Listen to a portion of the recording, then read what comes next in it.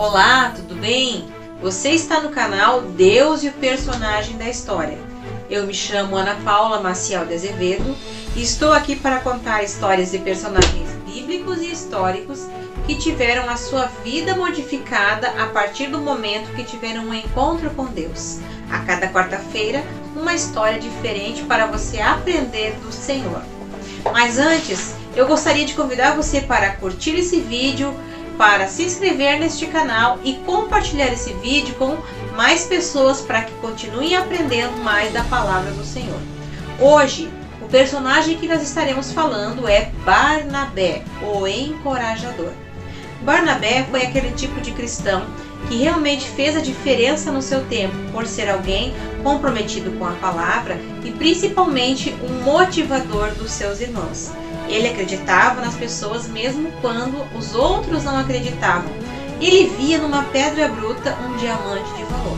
Por isso, ele foi alguém muito importante no ministério do apóstolo Paulo.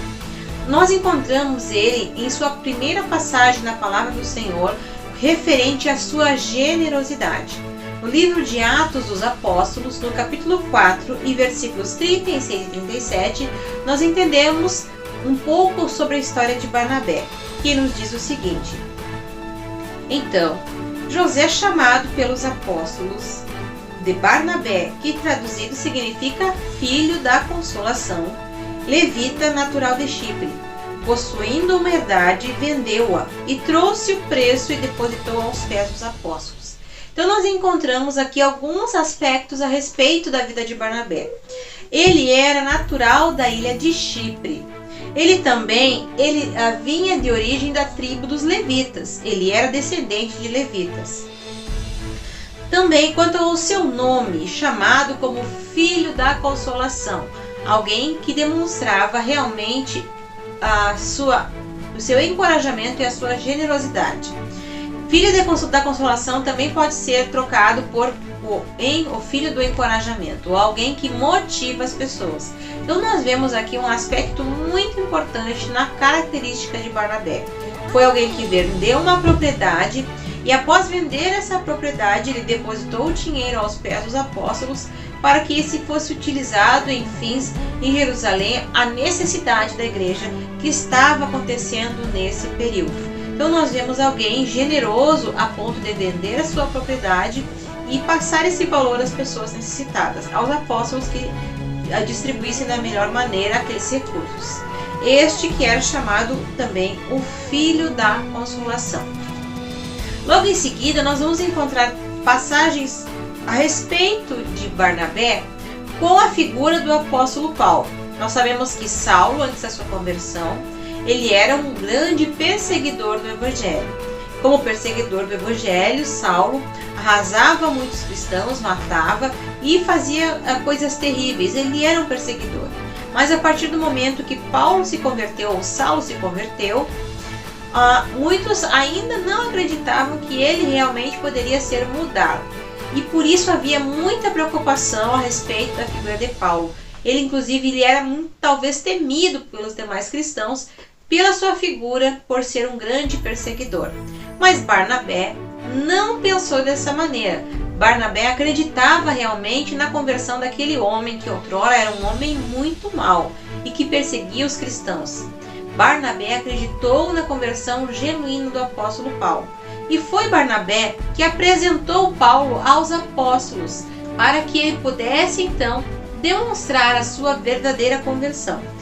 E se encontra na palavra do Senhor no livro de Atos, no capítulo 9 e versículo 27, ao momento em que Barnabé apresenta Paulo aos discípulos. Que nos diz o seguinte: Então Barnabé, tomando-o consigo, trouxe aos apóstolos e lhes contou como no caminho ele vira o Senhor e este falara, e com ele a Damasco falara ousadamente o nome de Jesus.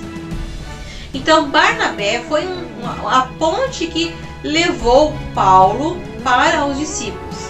Nesse tempo Paulo ainda era chamado de Saulo. Ainda havia muita memória a perseguição aos cristãos que foi praticada por Paulo.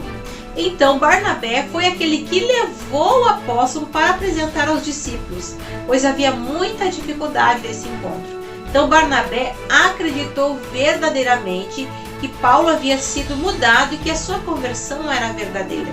Por isso Barnabé fez essa ponte. Ele levou Paulo, apresentou aos discípulos, mesmo quando ninguém acreditava no apóstolo Paulo.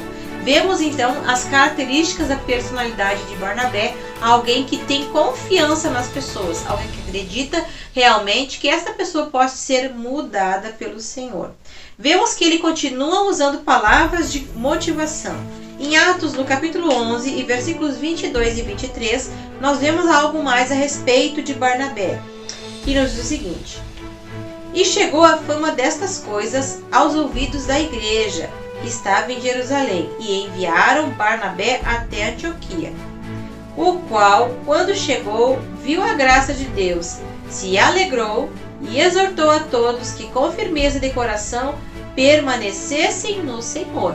Então Barnabé foi enviado até Antioquia para saber aquilo que estava acontecendo, a formação da igreja naquele lugar. E essa formação dessa igreja precisava de muitos ensinamentos ainda da palavra de Deus. Barnabé foi quem estava lá e exortou a igreja, ou seja, para que ela permanecesse firme. Ele utiliza palavras de motivação, ele motiva a igreja, ele exorta a igreja para que essa igreja venha a crescer, para que essa igreja venha a aprender do Senhor. E vemos também quanto a sua vida espiritual foi muito importante. Nós vemos o seu testemunho de um homem cheio do Espírito Santo e de fé.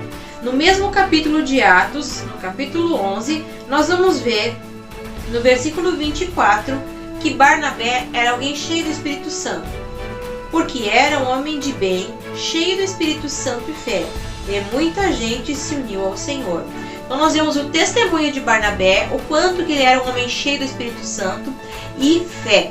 E por essa maneira, por essa forma de ele demonstrar o seu testemunho, as pessoas se uniram, aceitaram a Jesus, vendo o testemunho de Barnabé, um homem cheio do Espírito Santo, um homem cheio de fé, um homem que motivava os seus ouvintes, que motivava as pessoas, que encorajava a igreja a permanecer seguindo o Senhor.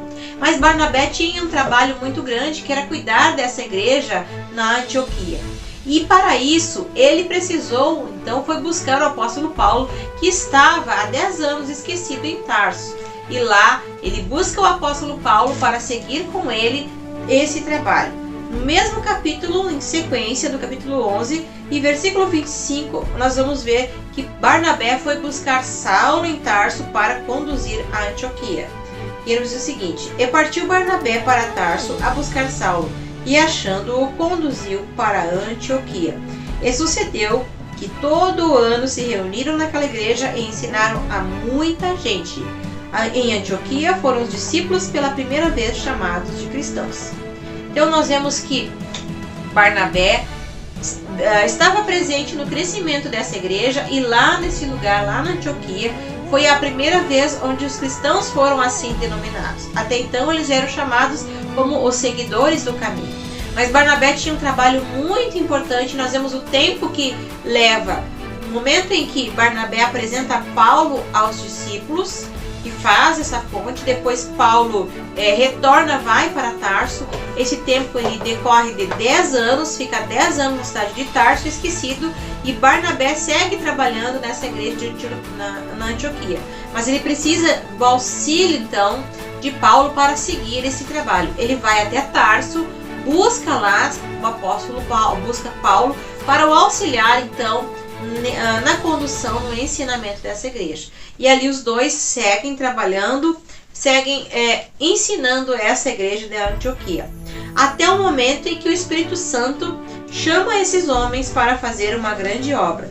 Nós vamos ver no livro de Atos dos Apóstolos, no capítulo 13 e versículos 1 e 2, o quanto eles estavam trabalhando nessa cidade.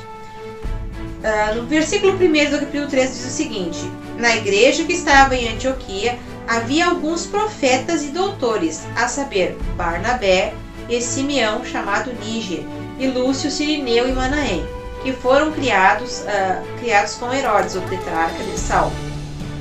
E servindo eles ao Senhor, jejuando, disseram, disse-lhe o Espírito Santo, apartai-me Barnabé e Saulo para a obra que os tenho chamado.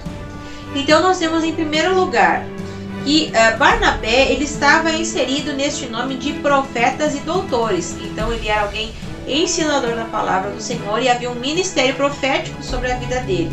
Geralmente são ligados, muito ligados. Quem ensina o ministério de ensino também é muito ligado ao ministério profético, daquele que ama a palavra de Deus e que transmite a palavra de Deus aos seus ouvintes. E nós vemos então aqui Barnabé como um dos profetas e doutores, ou seja, mestres e ensinadores da palavra do Senhor, que estava então na cidade de Antioquia.